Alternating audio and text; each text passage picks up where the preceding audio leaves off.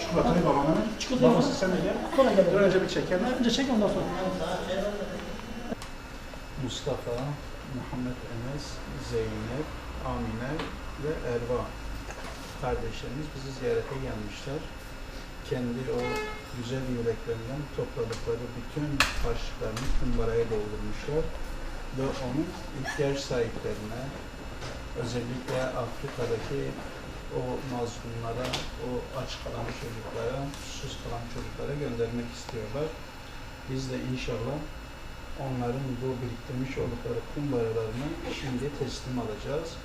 Makbuzumuza işleyeceğiz ve onların adına oradaki o ihtiyaç sahibi olan kardeşimize ulaştıracağız. Onların adına orada yardımda bulunacağız. Biz burada onların o küçük güzel yüreklerine teşekkür ediyoruz. Onların anne ve babalarına da teşekkür ediyoruz. Böylesine güzel evlatlar yetiştirdiklerinden dolayı inşallah onların bu güzel davranışı diğer kardeşlerimiz için de örnek olur. Çünkü paylaşmak güzeldir. Kardeşlerimizle paylaştığımız zaman bizim yüreklerimiz daha güzel olur. Biz kardeşlerimizle paylaştığımız zaman o kardeşlik duyguumuz daha da bir pekişir. İnşallah bu yaptıkları yardımlarını biz yerine ulaştıracağız. Onlara bir kez daha teşekkür ediyoruz. Rabbim kendilerinden razı olsun. Onları salih ve salihalardan eylesin inşallah. Bir cümle söylese olsun. Onların da duygularını alalım. Erva ablanın bir duygusunu alalım. Harçlığını biriktirmiş. Onu inşallah ulaştıracağız biz ihtiyaç sahiplerine. Ne diyorsun Erva? Gerçekten ben videolar da izlemiştim. Videolarda gerçekten de çok ağlatıyor şeyler falan var. Çok üzüldüm ben. Bunun için de ben kumbaramı bağışlamak istiyorum. Amine abla ne der? Ervan'ın dediği gibi videolar çok şeydi, üzücüydü. Ben kumbaramı zaten biriktiriyordum. Yarısı falan bu kadar olmuştu.